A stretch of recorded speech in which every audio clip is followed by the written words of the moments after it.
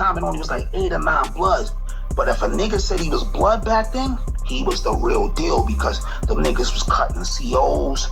They wasn't like doing funny petty, they wasn't doing funny petty bum shit. Them niggas was cutting COs. If they had cut another nigga, he'd be like the first crown for the Latin Kings, or the third crown, or whatever they ranks go. They was cutting like big dogs. They wasn't doing little petty shit, sneak thieving from niggas, and you know, they was really making movies. So, and then back then, the Blood integrity was so strong.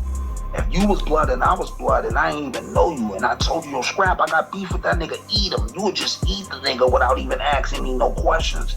So you have Bloods taking advantage of that privilege also. Like, there was certain Bloods that had beef with. Yeah, so you know, when certain dudes be like, oh, I churned Blood because the Spanish niggas had us outnumbered or we was oppressed, I don't really understand that angle. I never seen that angle, because when I came to the island, most of my issues was with black niggas trying to attack me and harm me and shit like that. You know, the Boppies always showed me love. Yo, Boppy, are you hungry, man? You want a bowl? And the Boppies was more hospitable. You know what I'm saying? They would give a nigga a bowl of food to eat. Boppy, you all right, man? You want something to eat? They was always love with me. I didn't really dissect the racism until later, when I landed in C95 and 97, when I went up north from Valhalla to get my number, and then I came back down to C95. But let me backtrack real quick. So I'm on the island in 95. We hear the Brownsville niggas out. Hassan went to the adults. At this time, Hassan fighting two homicides. He goes to the adults. Yeah. When he left, it was 3 COs, 3 main steady COs for Marfolo. It was Miss Abdul, it was Oliver, and it was a dude named Ruiz, Puerto Rican nigga. They pulled the niggas from Brownsville back down to the house to Marfolo.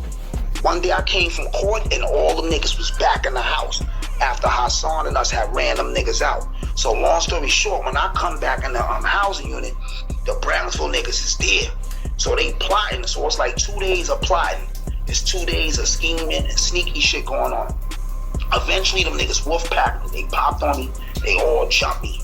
And the COs turned they back like they act like they ain't see nothing. You know what I'm saying? Them niggas, they fried me. They put me in the blender. They lumped me up. Boom, boom, boom, boom.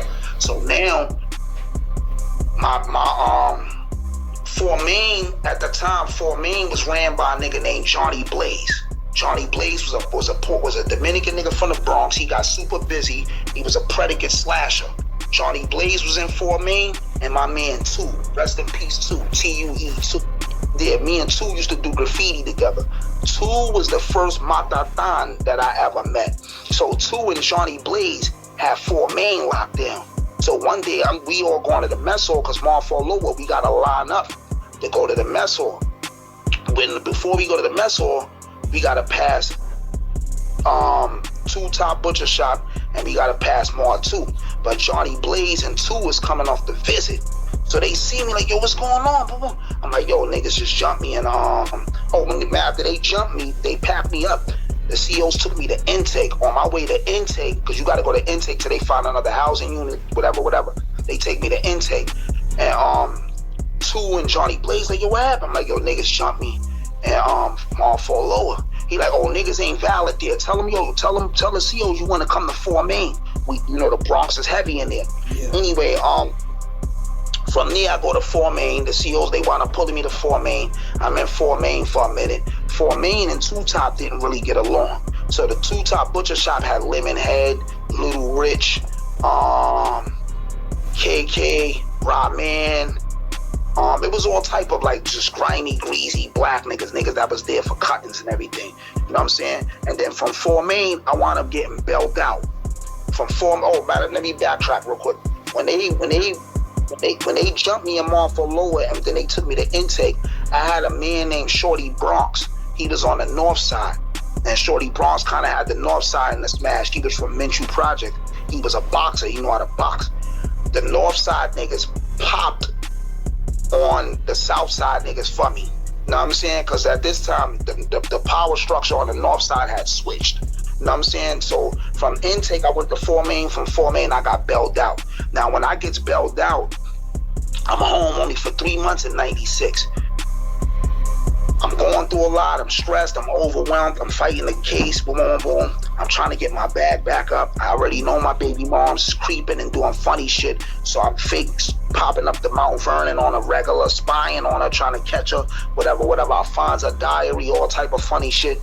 And that confirmed that she was cheating. The nigga she was fucking with. I wound up seeing him. He denied that. I told him if I see him again, I'ma pop his top. I'ma turn his TV off. I'ma body him. So he must have thought I was playing. And then I wound up catching him, and I did what I did.